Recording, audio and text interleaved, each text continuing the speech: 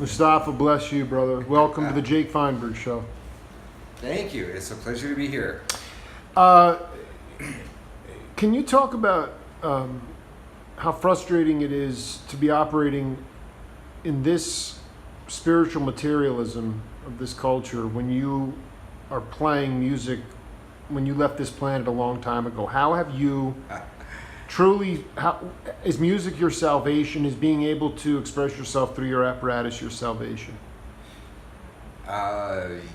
Yes.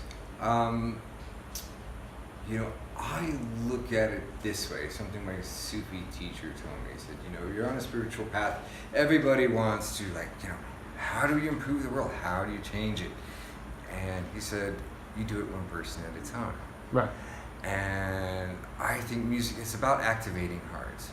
And so if we do our job, if somebody hears what I do and feels better or enlightened or just transported to a different place, then I've done my job right. It's about activating a heart. And it can take many forms. Because the other thing that... Do you have to go there first, though? How can you expect the audience to go there if you don't go there first, right? Yeah, but that's where the work comes in. That's what the daily preparation is. What is the prep? Why don't you break down your prep? What is your prep? Well, it's where the work is, and it's not necessarily. Part of it is playing and technique and keeping up with it. Part of it is really, are you physically prepared? Because when you're channeling this kind of energy, it can take its toll on the body. So do you do your morning stretches? Do you exercise? Do you do your breathing exercises? Are you spiritually and mentally and emotionally prepared? That's where the work comes. That's where the work is. So much of it is mental and spiritual and emotional, so that you can be the proper vessel to transmit that kind of divinity to other people to activate their hearts. Can you? This is important. I did a couple interviews with Miroslav Vitruvis, the bass player in Weather Report. Yeah. And he talked about essentially sparing the story again. The music they were able to. Most of them were able to play music from the heavens. They realized that they were conduits for the music. Exactly. Merely conduits. When did you surrender? Well, can you talk about the pivotal moment in your... everybody... I've interviewed McLaughlin 4 times. Everybody... When did you surrender to the music and your ego was gone? Probably since day one. Really? Because I always felt, even when my mother tells a story that when I was little, I couldn't reach the piano, but I was making sound. And it was always, even instinctively, I knew this was something bigger than myself. This was something that was in me that had to get out. I didn't get into music, to get laid, or for the to get chicks, yeah. No, that's a great thing. So it was all about the sound that was so much in me that it had to get out. And then as I got older, I started thinking, well, why is that in me? What is the compulsion? What is the source of that? And then when you realize it is the divinity, however you want to define God, the universe, whatever names you call that supreme force that is responsible for everything around us and not ourselves, that is responsible for it, then you realize that that is the source of the power, and by God, you better respect it. And so if you have a talent, then you have a duty to honor it and respect it and do the work that it commands you to do. I dig. Well, but can you talk about a time earlier in your career when you realized you had to get out of your own way in order for you to become a vessel? What I'm saying is, like, you most cats. What was the most insecure time you had on the bandstand, and how did you make it? How did you overcome it? That's a good story. I like to tell that story. Back in the 80s and 90s, I did a lot of touring in Europe. I spent a lot of time in Berlin. I did a solo set for Joost at the Freie Musik Production, the FNP, which was huge. It was like a holy grail for me at that time in the career. To land the gig with FNP was huge.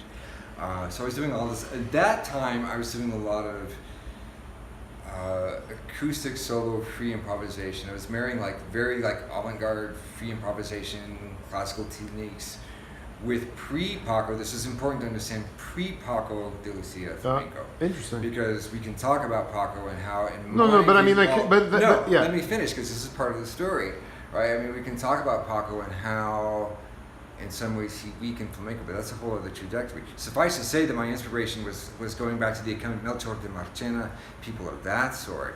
So I was mixing that with very avant-garde freeform stuff. Did a couple of CDs with that. It got me kind of on the path to Europe.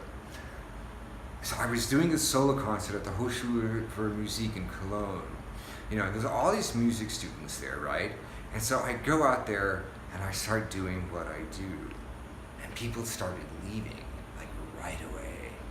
Just explain to the lay person out there, this was more of a square classical bag academic group of kids? Well, yeah, they were conservatory kids, right? So, but you would expect conservatory kids to be open to all kinds of music. They're all probably melodic geniuses. Why wouldn't they get off on it? I have no idea. You don't have any idea? But this was, if you want to talk about... You're telling me the entire, all the pews left, or just a few cats?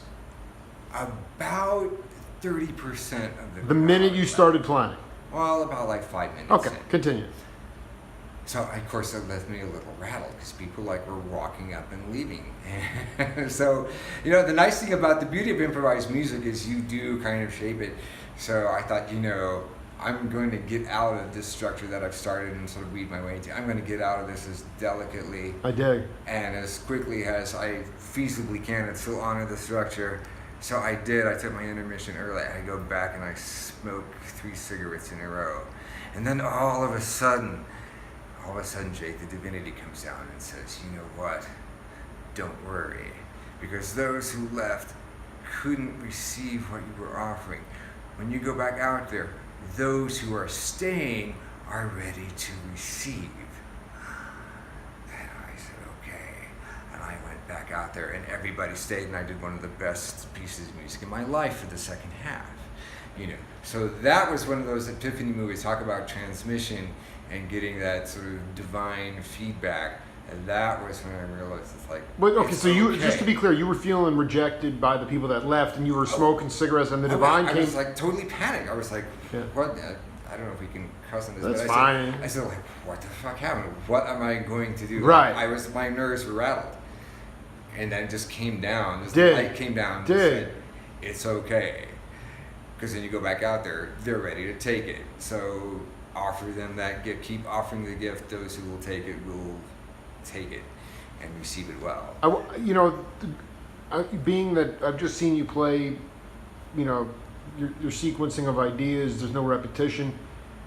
I always like to talk to the cats about this, but it's the concept of the downbeat, that any note can be the one. I'd love to get Mustafa's opinion on any note can be the one. James Jamerson, the bass player, used to get pissed off. People would say, Where's the one, man? If people are insecure, where's the one? Any note can be the one.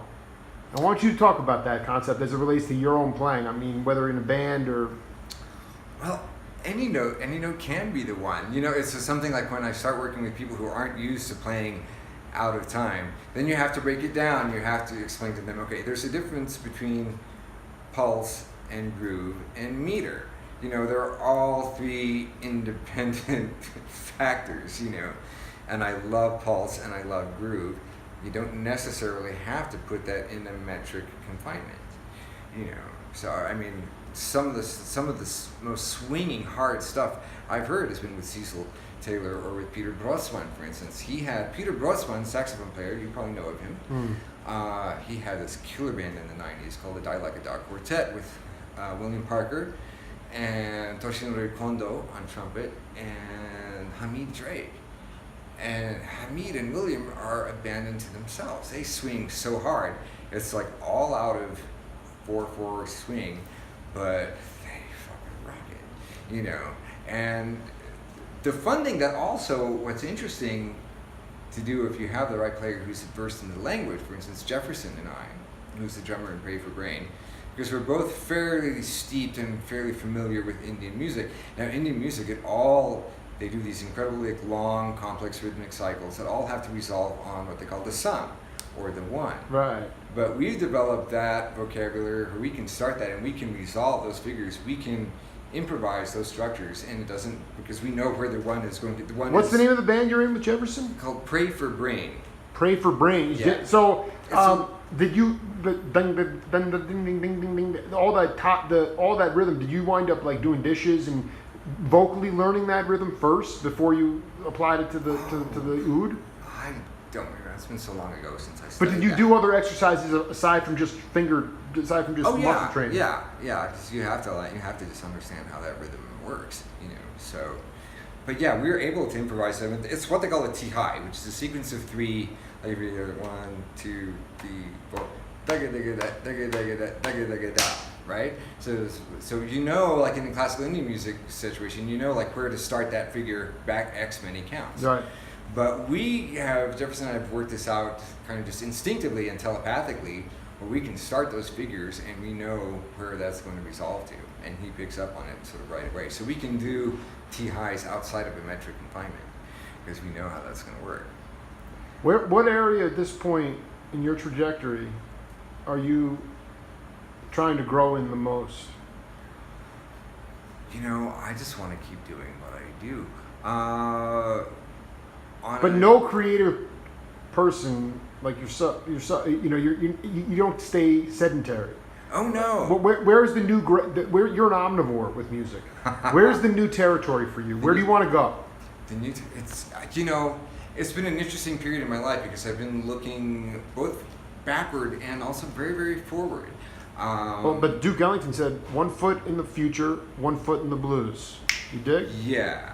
You know, and for me, looking backward was actually going through a lot of my past inventory. I was in the garage and I found some CDs and some DAT tapes. Remember those? Love that. DAT tapes. Still great quality stuff. Of some concerts that I did back in the 90s, and that was interesting to sort of refresh that. And Cecil Taylor's passing hit me very, very hard, so I've been getting back into some of the more freer vocabulary that I did with him. So it's interesting because I have sort of two projects that I'm working on right now. One is this interesting sort of free jazz quartet, but it's not super aggressive or super loud. I mean, it can be, it runs the spectrum. But it's with trumpet, myself, Dan Perlman on trumpet up in Santa Fe, along with Dave Wayne on drums and Ross Hamlin on bass, called Love Unfold the Sun. And it's kind of a resurrection of a project we did about 15 years ago, and I ran across the CDs and I thought, holy shit, this is some good stuff. So that is being resurrected and sort of reborn. And I also have kind of this very hard Mideast funk prog project called Suspicious Packages. Filthy shit right there. You know, what kind of percussion? Do you have a trap set, or is it all just different percussion? Currently it's going to be the same lineup as Love Unfold the Sun, which is interesting, and the same musicians, but playing two different books. So it's become kind of interesting. I do want to bring in like a Middle Eastern percussionist on that. Like a dum bag or like yeah. So we're looking for some of that. But that's kind of fun. It's fun, and I did some solo demos of that when I was putting together just rough tracks for everyone, and I kind of like the way the solo tracks came out. So I'm probably going to put those solo versions out as an EP. I'm probably going to release these Love Unfolded Sun concerts from back in 2003 out on digital release. I got the rights back to the very first CD that I did in '95. I got the rights back from that label, so that's coming out as well. So I'm, again, taking stock and pushing it all forward. For people that are going to watch this in 50 years after we're long gone, I just want you to tell the audience, because most geniuses, Monk, I mean, I don't want to go through the whole list, not just musicians, but so many geniuses were misunderstood. Cecil Taylor is misunderstood by some. Explain why he was a stone genius. By most. By most. So explain to the layperson in 50 years why this cat was a stone genius. Ooh. Well, you could break it down academically, which is something I don't think he would want No, us because to do. people be snoring. People be snoring. Talk about the heart. Was it from the heart and not the head? Oh, absolutely it was from the heart. The first time I saw him play, it was like, what on earth? I mean, it hit me here, it hit me in the gut, it hit me in the solar plexus. I never heard anything like it, And what people don't often understand is that we can't say this academically because he will tell you this. He's very, very rooted in the tradition. Not a lot of people can hear that, but he will tell you that it comes from Billie Holiday and Duke Ellington and Monk and Ravel. This is beautiful. Explain how do people unlock their ears, or how do you unlock cats' ears to hear this stuff, so that they can hear the traditional roots? You can't. You just have to open yourself up to That's hear. very humbling. You just have to. Again, it's like my experience in Cologne. You open yourself up to receive it, or the only thing you can do is listen to it without any preconceptions, and sort of discard the mythology and the press and his label of being like the avant-garde, pioneer. All of that gets stripped away, and at the end, it's just music and it's just notes.